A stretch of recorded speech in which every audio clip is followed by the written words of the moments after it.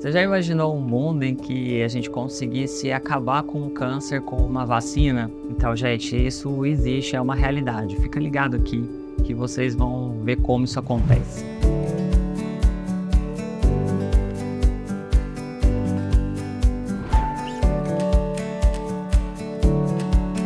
Infecção sexualmente transmissível, esse é o significado da sigla IST, nem sempre ela é sintomática. Então, em alguns casos, a mulher ou o homem pode procurar um médico de referência, que no caso da mulher, normalmente é o ginecologista, e fazer um diagnóstico por apresentação clínica. Então, se tiver corrimento, se tiver dor, sangramento, né? Mas algumas delas não são sintomáticas. E, por exemplo, o maior exemplo aí são as lesões causadas pelo HPV. Então, existe uma fase que a gente chama, no termo médico, que é uma fase pré-clínica, que eu consigo dar diagnóstico antes que a mulher apresente algum sintoma. Na verdade, antes da consulta, né, existe uma rotina de vida. Então, a gente até algumas vezes escuta falar, né, que o professor é muito importante, porque ele precisa orientar com relação aos hábitos saudáveis de vida. Então, desde que a criança é criança, ela tem que aprender que é importante fazer exercício, que é importante ter uma alimentação saudável, manter os hábitos de higiene. Então, isso é o básico que a gente espera para que evite-se algumas doenças. Em termos de comportamento sexual, o que a gente preconiza é que a mulher ou o homem tenha relação com o uso de preservativo, que seja uma relação saudável do ponto de vista psicológico, né, para ambas as partes que estiverem lá envolvidas.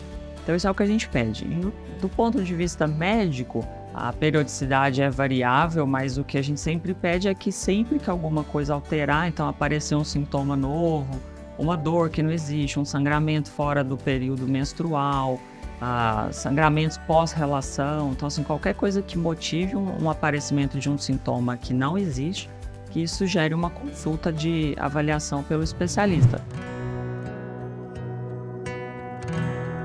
O HPV é um vírus.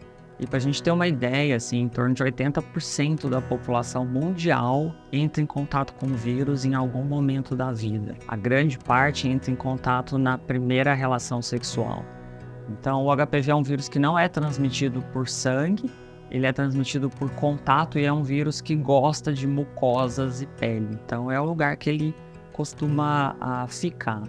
No colo do útero, quando o HPV infecta a mulher, 80% das vezes, do mesmo jeito como ele vem e não traz sintomas, o organismo da mulher vai eliminar o vírus sem sintoma nenhum. Mas existe aí uma porcentagem dessas mulheres, a gente não sabe o porquê de algumas mulheres não conseguirem eliminar o vírus. Isso é da ordem de 20%. E aí, quando esse vírus começa a persistir no colo do útero por tempo prolongado, e o prolongado para a gente é mais de 2 anos, ele começa a trazer lesões no colo, que são os NICs, né, que são as lesões pré-cancerosas, e que a gente sabe que, se não tratadas, algumas podem voltar a um epitélio normal, a ter saúde naquele colo, mas em torno de 10 a 20% delas podem caminhar para o câncer. Então, essa é a parte muito importante da consulta de rotina, porque nessa fase em que ainda a gente não tem o câncer propriamente instalado, a gente está na lesão pré-neoplásica, a mulher consegue fazer o diagnóstico no exame, consegue tratar, consegue eliminar a doença antes que ela vire um câncer. Então, quando aparecem sintomas relacionados ao câncer de colo de útero, em geral, a gente já está diante de uma doença localmente avançada. Então, quando a mulher começa a experimentar sangramento após a relação sexual, em geral, esse é o primeiro sintoma de uma lesão já instalada. E presença de leucorreia, né, secreção vaginal, com odor fétido, com rajos de sangue, a gente já está diante de um caso mais avançado de câncer de colo de útero. Quando a mulher começa a ter disfunção para evacuar, ou sangue ao urinar, isso aí já sugere um tumor ainda mais avançado, porque se a gente lembrar anatomicamente, o colo do útero fica numa posição entre a bexiga e o intestino. Então, se o tumor cresce a ponto de invadir essas estruturas, a gente já está diante de um tumor localmente avançado e com sintomas.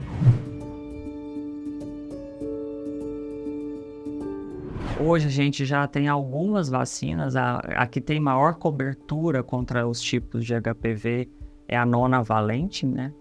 Ela protege principalmente contra os HPVs que induzem câncer, mas não só. Então, nessa vacina a gente também tem proteção contra as verrugas genitais.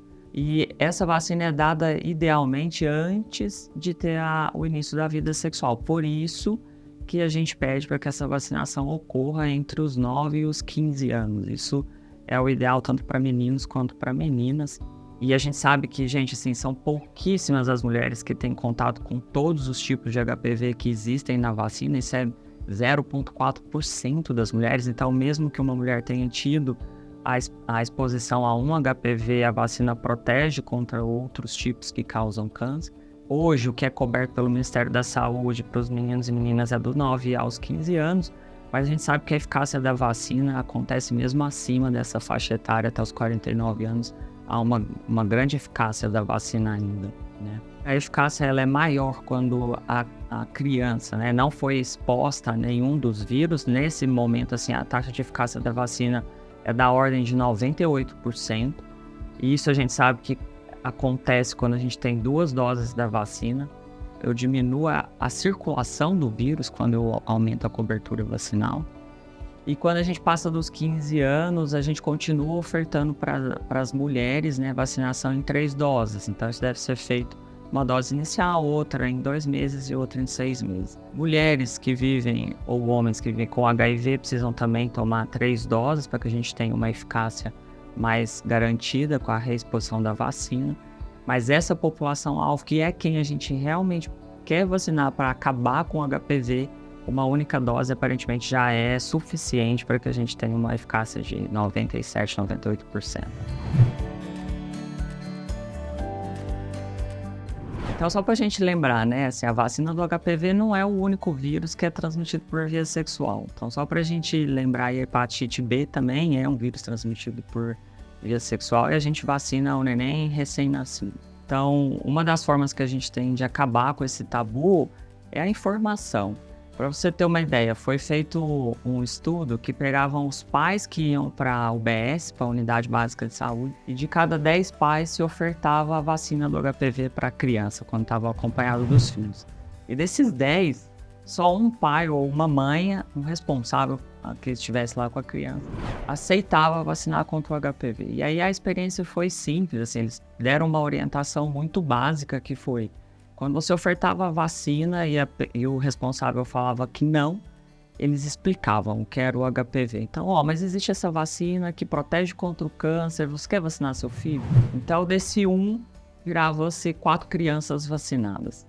E aí melhoraram a informação, pegaram esse responsável, explicaram isso aqui que a gente está explicando, o que é o HPV, como que você protege, quantas 1000 mulheres morrem no Brasil com câncer de colo de útero. E esse responsável se transformou em 9 responsáveis. Então, de cada 10, 9 crianças passaram a ser vacinadas. Então, eu acho que isso demonstra pra gente que a informação, levar esse conteúdo, trazer essa informação para os responsáveis, sejam ele pai, mãe, avô, avó, quem for responsável por uma criança, é de extrema importância para a gente conseguir acabar com esse vírus, assim como o Brasil já conseguiu acabar com outros vírus. Existe um estudo que foi feito para avaliar o comportamento dessas meninas ao longo da vida quando são vacinadas e as que não são. Então eles avaliam o número de parceiros, a frequência de relações sexuais, e não há, gente, nenhuma diferença entre quem foi vacinado e quem não foi vacinado. Então, comportamento sexual não tem absolutamente nada a ver com vacinação. Isso é muito importante. No mundo ideal, a gente vai primeiro vacinar. Quem a gente não vacinou vai desenvolver, por exemplo, um NIC, que é aquela lesão que precede o câncer. Quando a gente trata isso e o tratamento é cirúrgico, a gente opera essas mulheres, tira uma pequena parte do colo do útero. Isso é importante dizer que quando a gente faz esse tipo de tratamento, a mulher não fica infértil, a mulher não reduz a capacidade dela de gestar. Isso é muito importante que seja dito. Quando a gente trata isso cirurgicamente, a chance dessa lesão voltar novamente já reduz muito. E quando a gente trata e vacina essas mulheres que a gente tratou, aquela chance que já era pequena de voltar cai pela metade. Então, o que a gente recomenda hoje, quando a gente está diante de uma lesão que não é câncer, é que a gente retire a lesão cirurgicamente e vacine essas mulheres.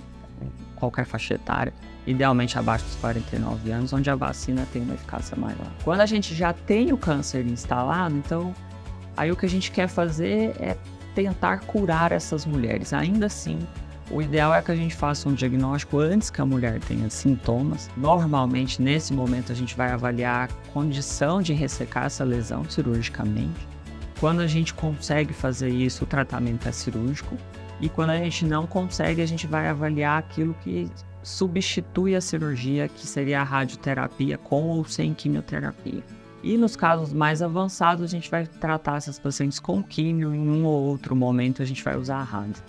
O que é muito importante é que quando a gente está diante de uma lesão inicial, a nossa taxa de cura dessas mulheres chega da ordem de 80%, 85%. Isso é muito importante, a gente está falando de mulheres numa faixa etária ali próxima dos 40 anos, que está no auge da carreira profissional, está tendo filho, tem filho para criar, então assim, é muito importante que a gente se atente a curar essas mulheres. Quando a gente está diante de uma doença localmente avançada, então já invadindo bexiga, invadindo intestino, a nossa chance de cura cai bastante, aí da ordem de 50%. E na doença metastática a gente não está mais falando de cura. Então, metástase, gente, é quando aquela célula do tumor que nasceu no colo do útero conseguiu cair na corrente sanguínea e foi parar no fígado, foi parar no pulmão. Nesses casos, a gente não consegue mais, infelizmente, curar essas mulheres. É muito difícil a gente conseguir oferecer isso para o paciente. Gente, eu convido todos vocês a assinarem o canal do HCore, levar essa informação. Então a gente sabe que a informação é uma das coisas que quando a gente divide, a gente multiplica.